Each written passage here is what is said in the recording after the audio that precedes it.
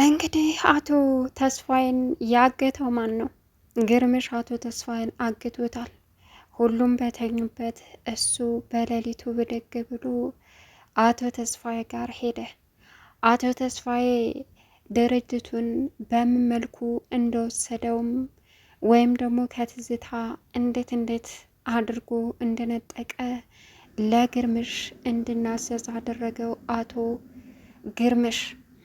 እንግዲህ አቶ ተስፋዬ ያንን የሚጠላውን ድህነት ሀብሎ ሊጀምር ነው። እያንዳንዱ ያደረገውን ነገር በቃ ድርጅትህን ውሰድ፣ ድህነቴ ሰላምነቴ አለ። ይህን ድሮ ነበር ማሰብ ያለብህ አቶ ተስፋዬ። አሁን ግን ፈጣሪህን አልፈራ ብለህ ልጄን በገዛ ድርጅቷ የጽዳት ሰራተኛ አድርጋ ስታሰቃያት ኖርክ። አሁን ድኛለሁ። አየህ በምን መልኩ ድርጅቴን የራሴ ማድረግ እንዳለብኝ አሳያለሁ በማለት እንግዲህ እያሰቃየው ይገኛል። ሙሉ ለሙሉ አሁን ግርምሽ እየጠበቀ ያለው ከአቶ ተስፋዬ እንዳለ ፊርማውን ብቻ ነው። አቶ ተስፋዬ ያን ሁሉ ገንዘብ ከትዝታ ጋር ተመካክሮ እንደወሰደ ለግርምሽ ተናዟል። እናም አሁን እዳ መከራውን እያየ ይገኛል። ክፉ ስራ የሰራ ሰው መቼም ቢሆን እረፍት አያገኝም።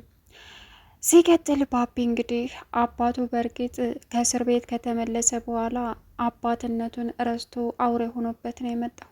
ግን ደግሞ አባቴን አጥቼ መኖር አልችልም እያለ እየተጨናነቀ ይገኛል። ሰላም ውድና የተከበራችሁ የቻናል ቤተሰቦች እንዴት ናችሁልኝ? ሰላማችሁ ይብዛልኝ። ለዚህ ቻናል አዲስ የሆናችሁ ሰብስክራይብ ያደረጋችሁ እንግዲህ ጽናት ቀጣይ ፓርት ይዘን መጥተናል ማለት ነው። በእንጀራ እናቷ የምትሰቃየው ጽናት እንግዲህ አቶ ተስፋዬን ግርምሽ አግቶ እያሰቃየውና እያናዘዘው ይገኛል። በእርግጥ ይገባዋል። እንደዛ እየተመጻደቀ ብዙ ግፎችን ሰርቷል። የሰው ነገር ያዊ ሰው ነው። እናም ግርምሽ አሁን ተሽሎት የራሱ የሚለውን ነገር ለማስመለስ አቶ ተስፋዬን አግቶታል። አቶ ተስፋዬ እንግዲህ እያንዳንዱን ነገር መጀመሪያ ላይ ላንተ የለፋውበትን ድርጅት አሳልፌ ከምሰጥ ብሞት ይሻለኛል ብሎ ነበረ።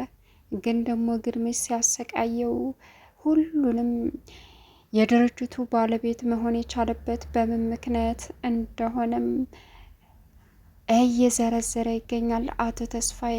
እናም ልጅህንና ጽናት አጠገብን ብደርስም ልጅህና ጽናት አጠገብ ብደርስም እገልሃለሁ። አሁን ድርጅቴን በስሜ እንድታዞር ቀጥታ እጠይቅሃለሁ አለው። ከዛ የግርምሽን ስቃይ ወይም ደግሞ ብትር የሚያሰቃየውን ነገር በሙሉ አልችል ሲል በቃ እኔም ፍታኝና ልቀቀኝና ድርጅትን በስምህ አዞራለሁ አለው። እዚሁ ሁነህ ተናዘ ካላዞርክ በፍጹም አለ።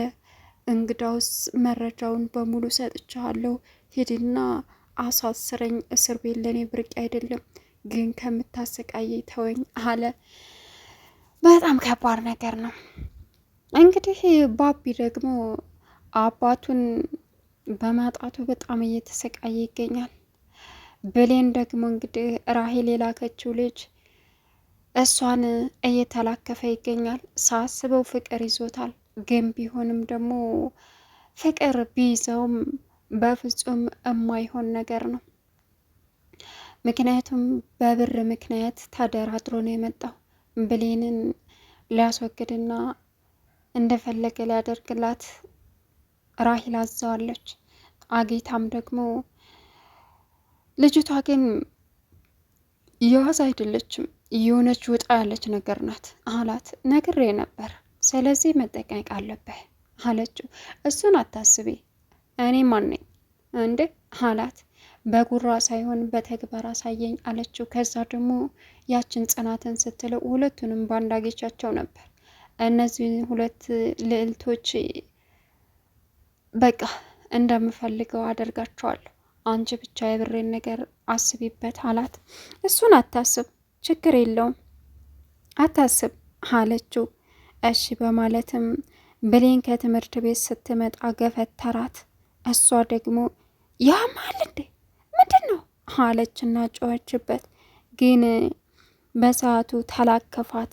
ከዛም ምን ይመስላል በፈጣሪ አይተሽ አትሄጂም እንዴ አላት። አንተ እኮ ነህ ከኋላ መተህ የገጨኸኝ፣ ከኋላ አይን አለኝ እንዴ ምን ይመስላል እዚህ ነበር ማለት አለችው። ከዛ ልጁም ተተናክሏት ሄደ። በሌላው ቀን ደግሞ ጽናትና እሷ እንደቆሙ መጣ። ከዛም ምንድን ነው የምትፈልገው አለች። ከዛም እሷ ጋር ጭቅጭቅ ሲይዙ ብሌን ጥላ ሄደች። አንተ ምን እያከታትልሃል እየተከታተልከኝ ነው አለችው። እኔ እኮ አንቺ ራስሽ ነሽ የምትከተኝ፣ እኔ ሳይፈር ምን ታረጊያለሽ? ደግሞ ጉድሽን ሰማሁ አላት። ማለት የምን አባህ ጉር ነው አለችው። ከዛም እዩልሽ እኔን ፍለጋ ያጸይ ሙሉ እያልሽ በሰፈራችን ስጠቂይቅ ይዋልሽ አላት። እኔ ቢሌን አንተን አለችው። አዎ የጸይ ማሳ ቆንጆ ነኝ እኮ ምን ይወጣልኛል አላት። ከዛም ምን ይመስላል ነቀስ ይሁንክ ሬሳ አለችው። ከዛም ዘርሬ ነው የሚሄደው እሺ አለችው። እንዴት ነው እንዴት ልዘረርልሽ ለመዘረር እንድመችሽ አላት። እባክህ ወደዛ ሄድ እባክህ አለችና ከኋላ ዙራ እግሩን ነቅላ ዘረረችው። ከዛ እሱም ያልጠበቀው ነገር ስለሆነ እጁን አራግፎ ተነሳ። ከዛም ልድገምልህ በቃ ሂድ አንተ ሂጂ አላት። አልሄድም ሂድ አንተ ስትለውም ከዛሬ ጀምረህ አጠገቤ ብትደርስ እኔ ብሌን ማን እንደሆን ካሳያለሁ አለችው። ከዛ እሱም ሄደ። እንግዲህ ብሌን እናቷ ጋር ለመኖር ወሰነች። እሱም ምንድነው እናቷ ጋር ለመኖር የወሰነችበት ምክንያት እነ ጽናትን ከቤት ውጡ ብላ ካልተናገረቻቸው ቃል አስገባቻቸው።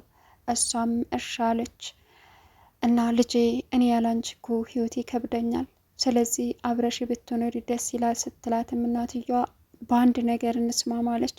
እሺ በምንድን ነው? እነ ጽናትን ምንም አይነት መጥፎ ንግግር ላትናገራቸውና ነፃነታቸውን ልትሰጫቸው አብረው ሊኖሩ ሁሉም ቦታ ቤት ፈለግን፣ በዛ ላይ ውድ ነው፣ በዛ ላይ ቤቱ ራሱ ማይረባ ነው አለቻት። እናትየዋም እሱን ተስማምቼ የለ በቃ ይቀመጡ በማለት ተስማሙ። ብሌንና ራሄል የብሌንን እናት አገኘችና ገንዘብ ለአንዳንድ ነገር ይሆንሽ ብላ አስገባች። ቀን በቀን እያገኘች ተንኮሏን ታሰራለች። ከዛ የብሌንም እናት አምነዋታል። አመሰግናለሁ አስቸገርኩሽ ልጄ አላት። አይ ምንም ችግር የለውም አላስቸገርሽኝም፣ ይህን ሁሉም ማረገው እኮ ለብሌን ስል ነው አለች። አዎ አሰማሷ አንድ ቀን የሰው ተገዥ እንደሆነች መገዛት ወይም ደግሞ የሰው አሽከር መሆን ምን አይነት እንደሆነ በቅርቡ ይገባታል። አታስቢ፣ አትጨነቂ እናቴ፣ ስለዚህ ታያት። እናም አንቺ ደግሞ አሁን ቤቱ ያንቺ ነው እንደፈለግሽ ሆኚ አለቻት። ልጅ እስከ ቤት አጥተዋል እኔ ጋር ይሁኑ አለች። ችግር የለውም አንቺ ከተመቸሽ፣ አንቺ ከፈቀድሽላቸው አንቺ ጋር ይሁኑ። የት ይሄዳሉ? የትም መሄጃ የላቸውም። ስለዚህ አንቺ ጋር ይሁኑ በቃ በሰው ቤት በሰው ስር ማደር ምን እንደሆነ አሳያቸው አለቻት። እሺ አለችና የብሌን እናት ወደ ቤቷ ተመለሰች። ራሄል መስሎሻል የኔ ምስኪን፣ እያንዳንዷ የወሰድሻትን ነገር ዋጋ ከፍለሽ እንደምትመልሻት በቅርቡ ጠብቂ ብላ ሄደች። ይህ ባቢ አባት በመጥፋቱ እንግዲህ ባቢ በጣም እያዘንና እየተጨነቀ ይገኛል። ባቢ ያልሄደበትና ያልፈለገበት ቦታ የለም፣ ግን አጣው። እዛ ቤትም ሄዶ ጠበቀው፣ መጠጥ የሚጠጣበት ቦታም ብዙ ቦታ ሄዶ ጠበቀው፣ ግን ሊገኝ አልቻለም። አሁን ምን ይሻላል? ባቢ አባቴ በጣም ቢቀየርብኝም ግን እኔ ያለሱ መኖር አልችልም፣ ሰላም ማግኘት አልችልም፣ ይጨንቀኛል አለ። ከዛም እባክህ ተረጋጋ ሲሉትም እንዴት ነው የምረጋጋው? እንዴት ነው የሚጨንቀው በፈጣሪ እያለ እንግዲህ እያለቀሰ ይገኛል። እናም ማታ አምሽተው መጡ። እንግዲህ ግርምሽ ያሰበው ነገር ስላለ ማታ ማታ ነው የሚያሰቃየው የባቢን አባት አቶ ተስፋዬን። እናም ብሌንም ጽኑም ባቢም አመሹበት። ግቢውን ማየት ጀመረ። ኮዘራውንም መሬቱ ላይ መጠብጠብ ጀመረ። ከዛ ምንናል እነዚህ ልጆች እኮ ቆዩ እንዴ አለ። ከዛም የብሌን እናት ስንት ሰዓት ሆነ እነሱ መቆየት መጋተት በቃ እድሜ ልካቸውን ነው ጓደኝነታቸው ደግሞ አለችው። 3 ሰዓት ሲልም ምን እንዴ የዘንድሮ ልጆች ሰዓቱ ሲሄድ የማያውቁት እንዴ አለችና የብሌን እናት ደወለች። እየመጣን ነው አሉ። ስለ ብሌንና ስለ ጽናት የልጅነታቸውን ጓደኝነትም እዚህ የደረሱበትንም ማውራት ጀመሩ። ሲመጡ ሁሉም ተከፍተዋል። ራሄል ቢሮ ሄደው ባቢም እዛ ቁጭ ብሎ አባቱን እየፈለገ ነበረ። እናም ታዳ ምንድን ነው ራሄል እንግዲህ ባቢ አይዞ ምንም አይሆንም እያለች ትገኛለች። ጽናትም ባቢዬ የኔ ፍቅር አትጨናነቅ ትላለች። ብሌንም እንደዛው። ከዛ ራሄል አዲስ ነገር ካለ ደውሉልኝ፣ አሁን ወደ ቤት ልንሄድ ስለሆነ ቀጥታ ልሸኛችሁ አለች መኪና ስለያዘች። ከዛም ብሌንና ጽናት ተጠቋቁመው ሄዱ። ግን ከዛ በፊት በጣም ባቢዬ ተጨናነቀ ስለሆነ እቤት ሄጄ ማደር አለብኝ አባቴን እጠብቀዋለሁ ሲልም የኔ ፍቅር ባቢዬ እቤትማ ብቻህን በፍጹም ልታድር አይቻልም ብላ ብሌንም እንዲሁም ደግሞ ጽናት ጎተጎቱት። እሺ ብሎ ወደ ቤት ሄደ። ናሆሚ አይዞህ እኔ እኮ መጨነቅ ይገባኛል እያለች ለሱ ለመቃረብ ትሽለጠለጣለች። ራሄል ግን አልተሳካላትም። ቻናሉን ሰብስክራይብ እያደረጋችሁ ቪዲዮውን እስከ መጨረሻው ተከታተሉ።